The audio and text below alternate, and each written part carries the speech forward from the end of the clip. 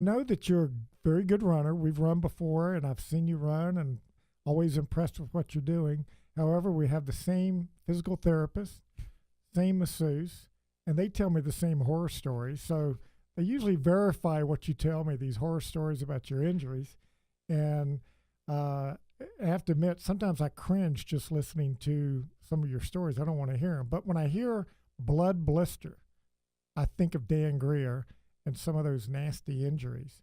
So just maybe a little bit of background on some things that you did attempt and maybe they didn't work out. I know you had a trail race where everything was going great and then it wasn't. Yeah, no, great.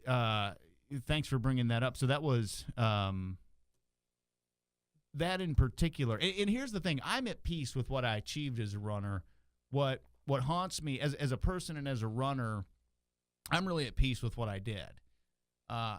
As somebody with an ego, I will never get over the fact that my best performances never got recorded. And that was always due to injury. However, yeah, so that was, and that lends itself to a whole other topic here also, which is just a celebration of the community of runners and kind of what we do together. But so I've got a good friend, JD, and I don't know, 10 years ago or so, he and I both had the same question. We both had run a lot and run competitively, and we had the same question. I wonder what would happen if we dipped our toes into these things they call ultra marathons. And I love dirt running. I used to live up in Colorado, and I fell in love with trail running in the foothills outside of Boulder. And so running trails was always natural to me. And a lot of ultras are on, softer surfaces or they're off roads. And so JD and I set a date and found a race out in the desert in the Southwest. And we didn't know what we were doing. We didn't know how to prepare. We just knew we should run long and far and all that stuff and build a lot of miles. But we didn't know how to compete at that distance. And, as a runner, it's one thing to be in shape. It's one thing to be conditioned and all those things. It's another thing to apply those tools to a specific distance. And we didn't know how to do that. So the point is we went out to Arizona, and we both ran really, really well compared to the field. And as first times at these distances, we both felt pretty good about it. So we said, well, we need to go back and do that again, except this time we need to show up in form a little bit smarter with a little bit more of an opportunity to compete at the higher level. And we did everything right. We did everything right. We trained right. We did a lot of heart rate training. We did our distances right. We did the surfaces right. We spent 3 months getting ready for a specific distance. I think it was 56K. And the race was in Northern California. So again, this kind of sets the stage. We had to travel to get there. I mean, this was a big deal. We'd spent 3 months getting ready, and again, those are hard miles.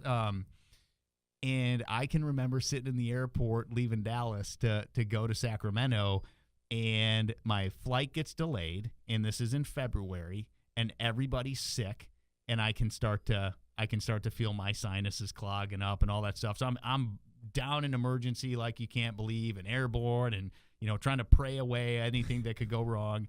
But land in Northern California, again, not feeling real well. It's just nerves. I suffered from performance anxiety a bunch when it came time to, you think about that. You take 3 months, 4 months, 30 years, whatever, to get ready for this one moment. And I never dealt with that well emotionally.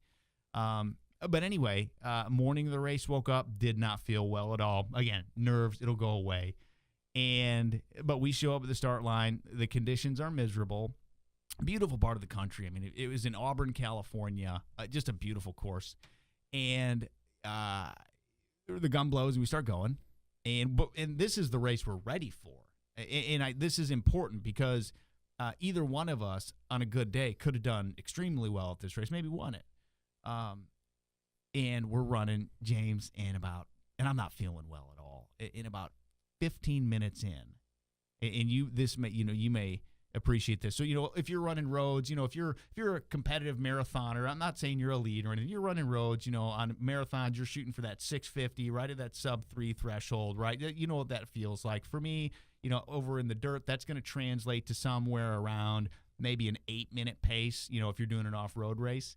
And so JD and I are running, and we're 20, 30 minutes in, and I look over at him, and I think, we're running like a 7-minute mile right now. We're going to have to dial this back. And he says, no, we're running an 11-minute mile. And when he said that, I knew, okay, I'm not right. Something's not right. So I said, hey, JD, I'm off.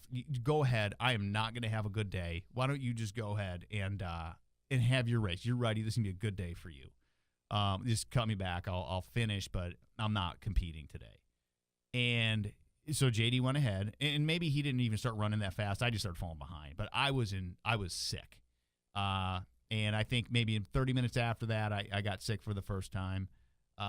And then maybe another 30 minutes after that, I got sick again. And at this point, I'm just power walking and jogging. And I'm really thinking, I don't know. I mean, I've got, 25 miles to go. I don't know how I'm going to do this. There weren't a lot of checkpoints. This is a runner's race. This is an off-road ultra runner's course. And, anyway, at one point, I'm slogging ahead. And I look up, and there's JD standing there. And, just as cool as could be, he said, you don't look right, and I can't run my race knowing you're not right. And so I just thought I'd stop and make sure you're okay. And the fast version is he found a way. I don't even really remember all this stuff. I was sick. I was sick and dehydrated beyond, anything I'd ever been before, and I'd been dehydrated. But he found a way off the course. Some poor guy with a really nice car picked us up off a road we found, and I threw up all over the backseat of that guy's car. And in any way, but that's kind of one classic example that is this represents blood blister or throw up. That was throw up. But I'll tell you where the blood blister component comes in. What I would say is the celebration of the blood blister mentality. And again, I can't stress enough how that impacted me just on a personal level. That experience with JD. You know what it's like to be prepared for your race. And when there's certain races I've seen you get ready for. We've all done those races where we don't care. It's just a Sunday. You got nothing to do. But then there's the races you got ready for. And you and I know what that mentality is like. To have a friend, here's what I can say. I'm not that big of a man. If JD was sick that day, I would have kept going. And I will be, however, forever impacted by the experience I had with him where he sacrificed his race to take care of me. And that's just another thing where what I associate blood blister in general with, that falls under that umbrella. But the more competitive aspect of it is this. So I ended up staying, JD was back the next day in Texas. I ended up staying in Northern California for a few days, just in a hospital, half dead. I finally make it back. And, JD, again, good friend, good competitor. Within 2 days, he's like, hey, why waste all this training? There's another race coming up in 6 weeks. And again, at this point, too, I had a DNF. I mean, I was haunted by this. But I also knew, because it was intimidating and I'd had such a bad experience, sometimes the only way over something is through it. So fine, sign us up. We have to go run this race. Anyway, short version is we showed up 6 weeks later, same distance, similar course, and I ended up throwing down a PR and, had one of my highlights in my running career at that next race. And I mean, that's the blood blister mentality where, you can't control the variables. You can't control the outcomes. You can't control when you're going to get sick, but you can control if you're passionate about this goal, if you're passionate about what you're doing, you can control showing up next time, prepared or unprepared, and saying, I got to go back after this because I'm after this goal. So anyway, you asked me a question about 15 minutes ago.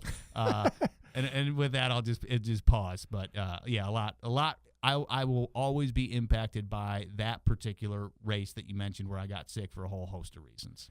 Well, when we're thinking about your apparel, and I think about Dan Greer, I think about several things. Number one, all your injuries. So lots of times you can't race. Number two is the tremendous amount of trash talk that we do to each other, even though we've never raced head-to-head, which I think is maybe gets back to your performance anxiety, racing an older guy who might smoke you. But all I know is this is what I've heard before. Any day, any distance, any surface, any climate, if you want to race me, my answer is yes. And where did I see that at? Where did I hear that? I heard that from you, and then I see it on a T-shirt. That's shirt number one. For me, that is the mentality of Blood Blister Apparel. Any day, any distance, any surface, any climate, if you want to race me, my answer is yes, and I mean it. And it's real simple. I don't have to win. I'm just willing to compete because one or two things is going to happen. I'm either going to win, or if I compete right, you're going to pull a better version out of me than there was to begin with, or I'm going to be exposed for not being willing to compete that day. And I want to know whatever of those three things can happen. So, yeah, I mean that. And not just in running, in everything. If I do something, and it's not even about having to know how do I rank against you or all that stuff. I just want to be in situations where I'm testing the passion I have for what I'm after. And at least for me, running has always been a high passion endeavor for me, and there's no bad outcome of those three choices. I'm either going to win, I'm either not going to be able to beat you, but in my attempts to, you're going to pull a better version out of me than I was going to be able to get to if we weren't competing, or I'm going to quit, and I'm going to have to figure out why I didn't care about that goal that day. Any day, any distance, any surface, any climate, if you want to race me, my answer is yes, and I will still race you in your old age as soon as we leave this studio.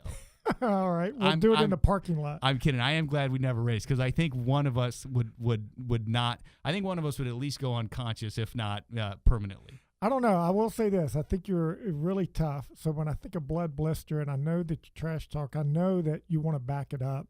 I know you'll dig deep. And I think that's what most runners are wanting to do. We get toward the end of a race, maybe it's a longer race where you're kind of cruising at the beginning. The lactic acid starts coming up on you. Now you got to go. And physically, maybe you can. Mentally, you're being told, no, I can't go. You can't do this. You can't do this. Yet I think with Blood Blister Apparel and Dan Greer, I think, well, no, you're going to dig down and you're going to do this. Even if you lose, you don't have to win, but that you gave it all, that you laid it out there. So so what kind of made you want to go over with the using these different mottos or sayings on your T-shirts? Yeah, that's a good question. And let me just back up for a second, too, because, again, there's so many things. Like, I really appreciate you saying that.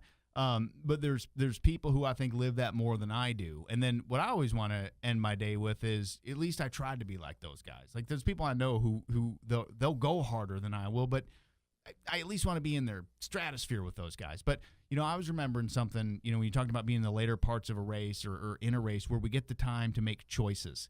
And that's what it comes down to. We get the time to make choices. And I don't care what you say. If you stayed conscious, you didn't find your limit. But I remember one time, and we both know somebody else, shout out to Jonathan Johnson, Olympian, local running coach here in North Texas, and a phenomenal human being. And I had the pleasure of working with him for a period of time. And I remember one time we were getting ready to do, he was just getting a mile trial on me. And, he was an 800-meter runner for the U.S. Olympic team, and such a phenomenal runner. But a tough guy, too, and a smart guy and a nice guy. And as I was getting ready to do this mile trial, and if you're running a 1,600-meter run or you're running a mile on a track, you're going to do it on a 400-meter track, right? And he said, okay, let me tell you how this race goes. And I know you're just doing a trial, but you're doing a race. And he goes, here's how this race goes. Everybody starts a 4-legged race comfortable. It's 4 legs, so you're not going to come out of the gate so hard that you're going to exhaust yourself in the first or second leg. So you're going to come out of the first leg and you're feeling pretty comfortable. You're going to go into the second, the first lap, first leg, yeah. But here's what you learn. It doesn't matter if it's 1,600 meters or 26.2 or 50K. It doesn't matter, because if you look at it in 4 parts, and here's what he taught me, and this is true for running, and this is true for life, and this is true for business, and this is true for relationships, at least for me. You come out of the first, you're still feeling good. You go into the second, you're still feeling good. By the time you start to come out of the second, though, because it's only a 4-legged race, so as you're about 50% done, you're starting to feel it a little bit. You're starting to feel the lactic acid build up in your legs. You're starting to feel your lungs working a little bit, right? And here's the worst part. You're barely halfway done. He goes, what happens in all of these races is as you come out of the second leg and you go into the third leg, you start to realize I have to work harder, not to get more results, but just to maintain. And then everybody can finish strong. He goes, every 4-legged race is won and lost in the third leg, because here's the choice you get to make. Am I willing to work harder for no more results? And, oh, by the way, the end isn't in sight yet. And if you can prepare yourself to make the hard choice for the third leg, the fourth leg always takes care of itself. You'll see people win and lose races in the third leg of the race. And I just thought that was so phenomenal. I just thought that was a life lesson, and I still find myself making that choice in the third leg of it. I don't always make the right choice, but I'm aware of it now. I'm aware that I get the choice. And I just thought that was really neat. But I guess... By the way, it's interesting you say that, because I'm trying to remember what coach that I was reading about, and they were saying the same thing the third lap. So this summer at the Luke's meets, Yep. my whole focus was trying to work on that third lap. Yep. It sounds easy. Oh, so till hard. It shows up. And it sounds neat if we're here talking about it. It's motivational, and it sounds like, yeah. And then a lot of times, gosh, if you and I know the pain of doing 800s and all that stuff. And there's a lot of times when I'm getting to whatever the distance is, when I'm in the third leg, I don't always make the right choice. And then the good news is, though, I get to go home and wonder why. But the sayings on the shirts, and right now there's 3 shirts, and they're up on the website that people can see. One of them is any day, any distance, any surface, any climate. If you want to race me, my answer is yes. Another one is, I'm not saying you can't beat me. I'm just saying you'll have to. And another one is, the only thing waiting for you at the finish line is what you take there with you. And, those for me, those are just my attempts to celebrate. As far as I know, I was the only one that ever said them or they came out of my mouth. But these thoughts are not unique to me. These are expressions of what Jonathan communicated to me on that track. These are expressions of things you and I have talked about as runners. So for me, these are just a way for me to try to celebrate and champion what I know is in the experiences, is in the hearts, is in the minds of people who go out and go for it. Just like that shirt. The only thing waiting for you at the finish line is what you take there with you. Well, sometimes what I take there with me is the result, is the knowledge that I didn't make the right choice in the third leg of the race, and I get to go deal with that. A lot of times, I think people think, well, if I get this goal, I'll be different. If I do this, if I just get to that mountaintop, I'm gonna. And my experience is every time I've gotten to those places or didn't get to those places, there was something, especially if you were successful in achieving what you thought you wanted to achieve. There was something almost kind of not disappointing, but it just felt kind of empty when it was done. And then for me, you had to think about it, or I had to think about it and say, okay, it's not what I get when I cross the finish line. It's the whole. It's not the destination. It's the journey. I guess that's somebody else came up with it first. I just put my own words to it.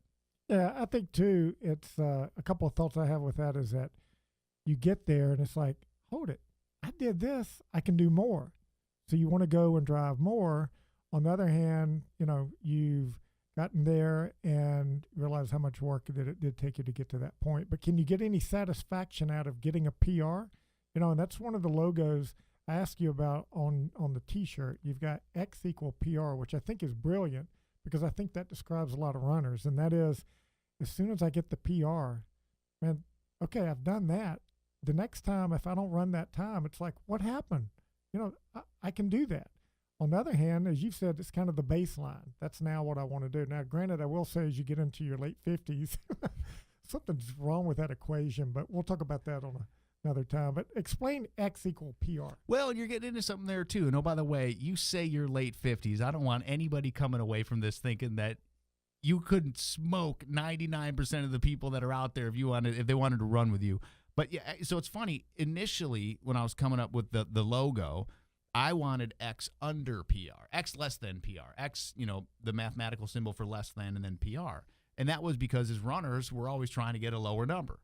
And I was just sharing the idea with some friends, and I have a good friend, Kevin, and he's a great athlete. Whatever he does, he's going to be phenomenal. When we were younger, he was into wrestling, and he actually, this is the kind of guy that wasn't a runner, but still went out and ran a 3:30 marathon the one time he tried one. And he does martial arts and all this stuff, but he's always been a gym guy too. He said, no, but for me, I always want a bigger number in the gym. I want a greater than. And I said, okay, well, in reality, it doesn't matter if you're going for less than or greater than. The point is you're always going after your PR.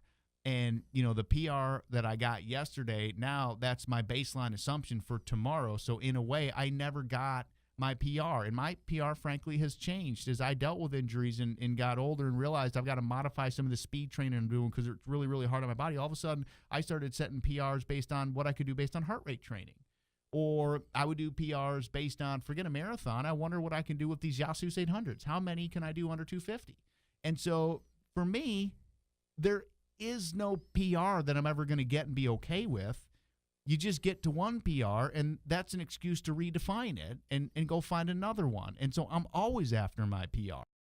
And so that's why that symbol is there. That's one of the logos of Blister Apparel, X equals PR, because for people like us, no matter how many you get, you never got it. There's always one out there or a new one that you're going to go get. All right, and just to clarify, X is the baseline, whether it's the previous one or the new one. So X, the baseline equals the PR. So you get the PR, get my personal record. That's now my baseline. So now I'm trying to get the new. Now PR. you're after your next All one. right. Now you're after your next one. Now you said something a moment ago that, hey, maybe you said you at some point in time you think you may have been the first one who said these things that are on the T-shirt. However, there's one of them you gave me a little backstory to that I think would be worth sharing. And so the T-shirt reads, "I'm not saying you can't beat me. I'm just saying you'll have to." I loved your story.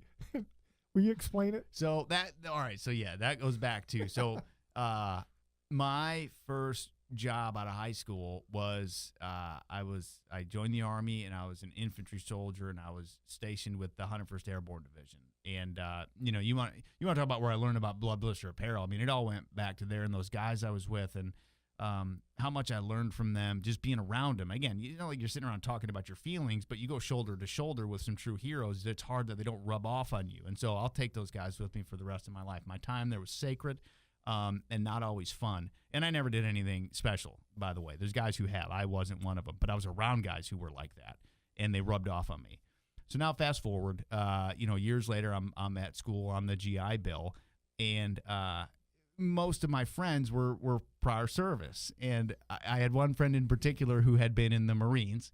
And just like a lot of the different factions in the military, there's a propensity to kind of, mess with each other a little bit, and everybody likes to say that the Marines are kind of on the top of that, but I don't accept that, and I know who my friends were, and we were in the Airborne Infantry, and I don't care who you are or what you did, you're not messing with me and my friends, and that's the way I feel.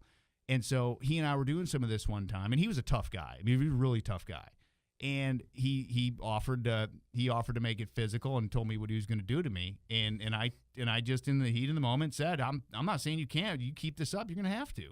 And I won't say what happened exactly next, but his name's Drew, and we're still friends to this day. But yeah, that one came out of me in real time. But it lends itself to the way we run too. I'm not resentful of the person who can beat me. I'm thankful for them because if I'm in the right mindset that day, then what happened is trying to chase them pulled just one better version of me out.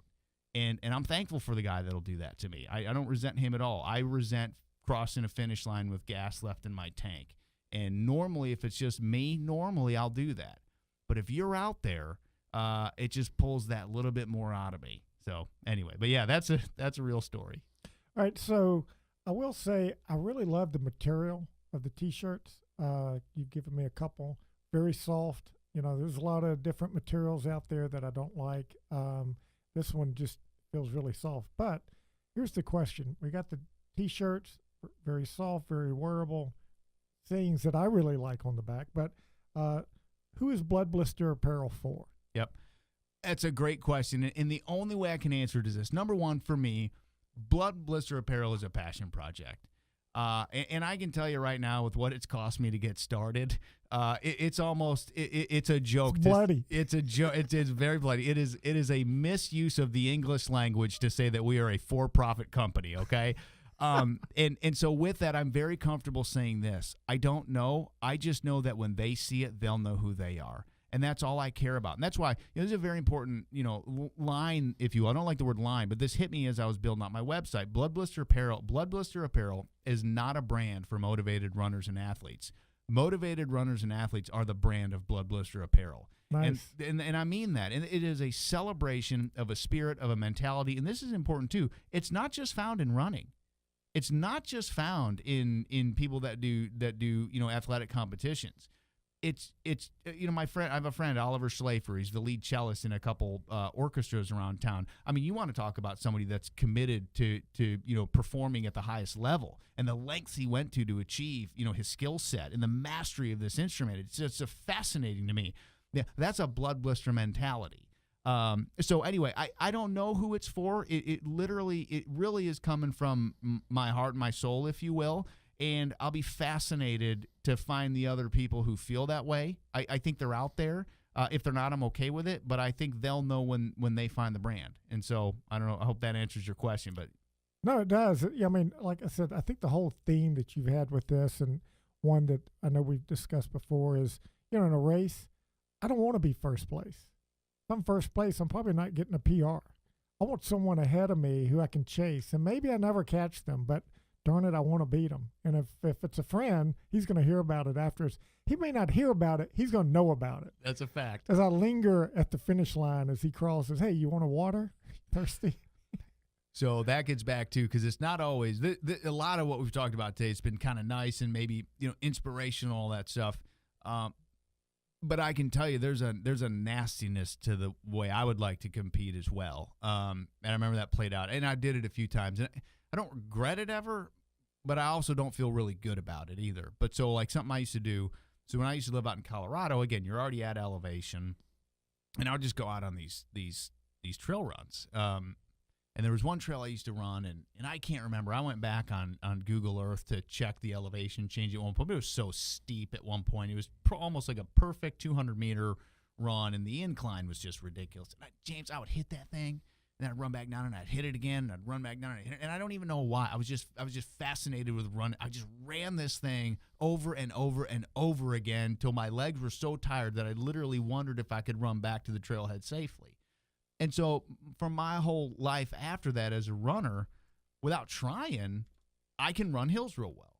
And what I learned about myself, especially in those longer races, the off-road races, is that, a lot of people are starting to get tired on the back half. And what I learned to do, and I would usually have negative splits on those runs. And what I learned to do to be mean and to get a better relative place when they were done is, once you got past a mile 23 or 24, every time there was a hill, that's when I'm going to pass you. Because now I know you're tired. Now I know you're exhausted. And every one of us has an ego. And if I start blowing past you at your weakest moment, you're going to quit mentally. And I used to do that to people. And I used to like it in the moment. I don't like that I liked it, but in the moment, there's just that nasty competitive aspect to it as well. So right. But you've probably heard that saying, what is it? Be the best you can be? Where did I hear that from? I have heard that. Be all you can be is actually what it was. Is that the wrong service? No, that's the right service. Be all you can be that was the last good slogan that they had. Let's put it that way. And no, because I think the competitiveness, we all have that in us to some degree. And, what I like about it is, even the sayings that you have on here, that I could wear it around my friends, so I'm not offending them, but I'm probably setting them up a little bit. And now we're getting a little bit of going back and forth, which means now I've got to give my best. I've got to lay it out. And like I said earlier, I wasn't clear. Sure, I want to win, but if it's being first and not getting a PR, or being last and getting a PR, because it's all about getting the PR. I don't really, I can't determine if I'm going to be racing against grandma or, the world's marathon champion. But I can race myself. Absolutely. And it's always trying to do the best that I can be. And I think in every race, all we are is racing ourselves, and the competitors help us run that race a little better. That's my experience. You just you being James, you made me a better runner. We ran together a few times, and I cherish those runs that we got to do together. But we never did go side to side. But, in order to get what I could have gotten from that, I got it a little bit just because I knew you were out there, and I know you're out there, and I know the way you approach things, and I know you and I do like to talk smack, and there's all that stuff. I need that other person to pull that next best version out of me, because I'm honest enough to say if you just leave me alone and don't look, I might sandbag it a little bit. But if I know you're out there, it's going to pull that next version out of me. You've done that for me. By the way, I do want to recommend, you and I have a secret workout that we've both done individually that I want to share with people before we wrap up today. The treadmill run, the treadmill race you can't win. The most evil race run ever. All right. Well, just getting on a personal note for you, even though this is something you're doing, kind of taking the place of some of the running injuries that you suffered, you still haven't given up. I mean, it's really just finding someone that can resolve your situation, right? Maybe it is, maybe it isn't. I don't know. I am as far away from competitive running as I've ever been. I'm as far away from it mentally. It's been very hard for me. It's why I'm doing this. It's why I'm doing this. I need to be connected to running. I need to be connected to running. Running has been such a special outlet. It's been a righteous outlet in my life. I need to be connected from it forever. And I'm doing this now because I I'm as far away from competing as I've ever been. I'm as far away from being vested in competing as I've ever been. I am still holding on and doing things so that, yeah, if I can get fixed, meaningfully fixed, because I've just got some bad stuff going on. If I can get meaningfully fixed, I'll be in a position where I can probably come back within 6 months to a year. But this, for me, frankly, is helped me step away. And I was thinking about this recently. I was always able to run, always, and I was just gifted with that. I didn't always take advantage of it, and I didn't always utilize that gift. But even when I was a little kid, I was faster than the other guys. When I was in the Army, I could always run real well, and it was just. And then as we got older and I got real serious about competing and other things, my point is running was always there for me. And I don't think that's an accident. And I don't think it's an accident that I found it. And I think in its own way, for me, running is going to be, I trust that running is going to be there for the rest of my life. I may not always be the guy on the track at 4 a.m. throwing down my 800s and then doing a heart rate run that Sunday. But running, in a way, I think, is always going to meet me where I am and be there and be my mistress. And this is, again, for me, this is an example of trusting that a little bit. I'll even go so far as to say I'm not sure it's an accident that I learned more about running through all the training and everything than I ever got to demonstrate through what was recorded. And now I'm trying to create a venue where I can share and celebrate those things with people. I don't know that that's an accident. I don't know about destiny and things like that. But again, what I trust is that running was always there for me, and I trust that it always will be. And for me, this is an extension of that trust. Well, I like those comments. So how soon am I going to be able to wear these T-shirts? Great question. I got some people who need to see this on my back. I can go stand in front of them.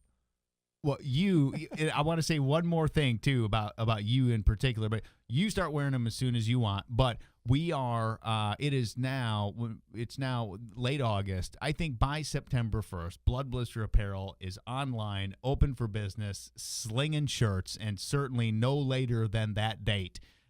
You can wear them at will. You've been a good friend in helping me kind of keep it under wraps here in the meantime, but we're getting very close to a full-on launch date. Yeah.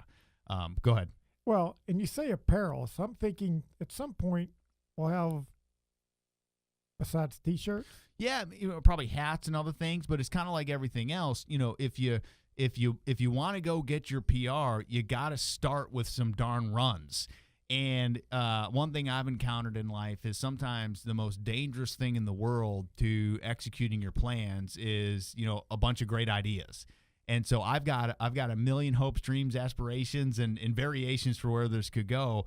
But if I don't make 3 shirts and start selling them and start learning how to promote my website and start learning how to do this kind of vehicle or this kind of venue medium, none of this is ever going to go anywhere. So, yes, I've got plans, hopes, dreams, and aspirations, and I don't think any of that's worth anything if I can't start selling just a couple baseline shirts. Well, I can't wait to wear the T-shirt. I just look forward to having a singlet that I can wear in a race so someone can see, if you want to race me, my answer is yes on the back when I'm lined up in front of them. So a couple things on that. The way the shirts are now, they're actually really meant for the gym, the way they are now, because they're not running shirts. And I don't know. I mean, look, most runners I know, we wear the least amount of clothes possible. I don't need a performance running shirt because I'm not wearing a shirt. And if it's, no, that's why I'm glad you got a T-shirt so I can wear it more than just a race. No, these are gym shirts or these are wear around the house shirts. Now, again, as things play out, maybe make a performance line. And again, there's some runners I know who are extremely competitive. I know, a young lady, I just have such respect for her as a runner. She may be running in the trials this year. And so, yeah, if we get the opportunity to maybe sponsor some people who are, borderline pro or going pro, then you can bet your bottom dollar there will be a fully race appropriate singlet by Blister Apparel. But for now, when you're putting your 3-month training plan together to get ready for that race, first thing you got to do is go out and do that first run. And so that's where we are right now. One thing I want to say too, just kind of as an acknowledgement to what Blood Blister means to me, because it means so many things. It's not just about competing and trying to find your best and all that stuff. For me, it's also a celebration of what I have found in running and with other people. And so I say that to, it's occurred to me driving down here. I had to drive a long way down here tonight, so did you. I asked you to help me do this. And you did very, very graciously. You've done a great job, and I really appreciate it. And I didn't even so much as offer to buy you lunch. And I was just thinking, driving down here, I think what happened was, I have a goal. And when you and I are the types of people that we know somebody has a goal that they're serious about, we get on board because we want to see them go after it, because we want to see them achieve it, because we know what it's like to fall in love with a goal and go after it. And so I just want to acknowledge, just kind of that mentality and say I appreciate you helping me out with this more than you know. I respect you as a runner and a friend more than you know as well. But even that down here, you didn't even hesitate or ask for anything in return. You just said yes and got on board. And so I love that about us, and I love that about you, and I appreciate you doing this with me tonight. Well, hey, you're welcome. I appreciate the comments, but to be honest, I'm looking for any excuse to be able to line up with you so we can race for the lunch. Well, the parking lot. We never raced head-to-head. The parking lot's right outside. There's a Whataburger down the road, and I accept the fact that you're going to buy me a burger. So I think we've hit it all. I think anybody who sat through all of this got a lot more than they bargained for. So, James Royal, thank you a ton. For anybody watching this, please keep hanging out at www.bloodblisterapparel.com. More to come. Olympian Jonathan Johnson is on the docket for me to interview here in a couple weeks, and some other runners and some other local people here in Dallas who kind of help represent the Blood Blister Apparel mindset. So thanks again.